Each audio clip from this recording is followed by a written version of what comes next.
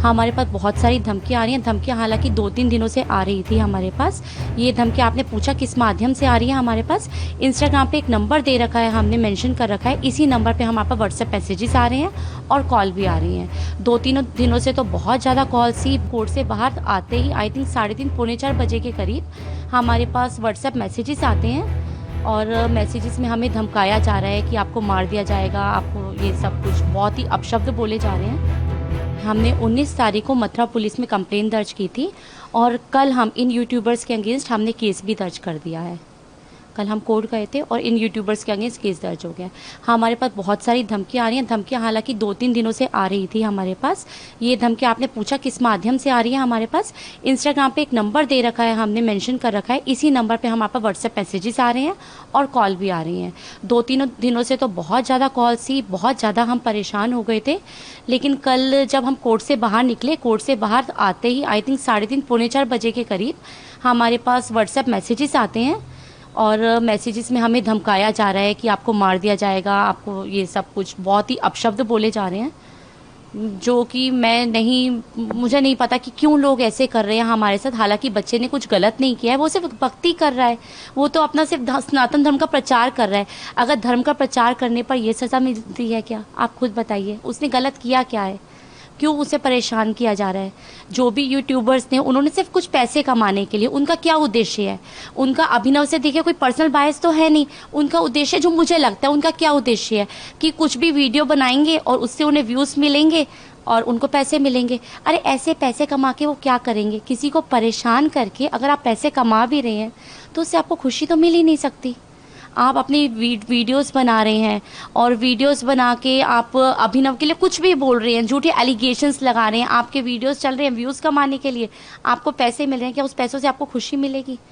किसी की खुशियाँ छीन कर आप खुशी नहीं मना सकते। तो बस मैं यही कहूँगी कि हमें जो परेशान कर रहे हैं वो इस तरह से मत कीजिए, ताकि आप भी खुशी मनाइए और हमें भी खुशी मनाने दीजिए। और इसके अलावा मैं मथुरा पुलिस को बहुत बहुत धन्यवाद करूँगी, क्योंकि उन्होंने हमारी सुरक्षा का बहुत ध्यान रखा।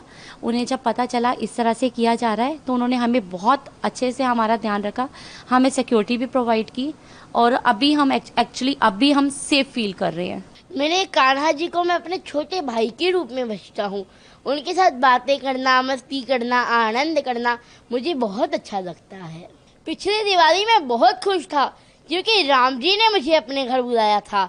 मैंने अपनी आंखों से दीपोत्सव देखा था। अयोध्या जी में वर्ल्ड रिकॉर्ड बना था और आप सबको भी दीपोत्सव दिखाया था।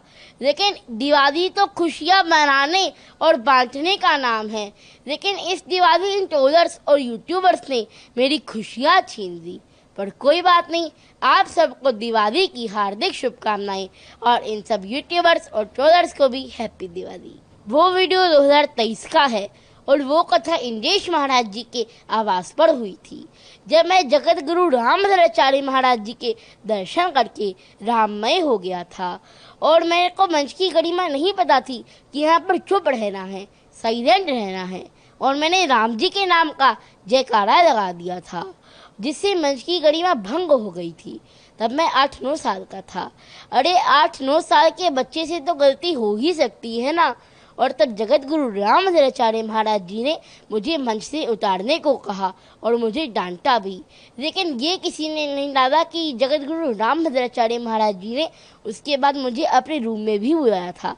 अरे बाल अवस्था में तो गलती हो ही सकती है ना। हनुमान जी भी लपक पड़े थे सूरज को खाने के लिए, बाल अवस्था थी। देखिए, उन्होंने मुझे मूर्ख कहा। मेरे को तो बहुत गर्व है कि इतने बड़े महाराज जी ने मुझे मूर्ख के रूप में आशीर्वाद स्वरूप ही मैंने पाया। अरे महाराज जी की डांट में तो आशीर्वाद छिपा हुआ होता है, प्रेम छिपा हुआ होता है। महर्षि वृद्धराज जी को भी तो उनके गुरु ने मूर्ख कहा था। तो बाल अवस्था में तो गलती हो ही सकती है।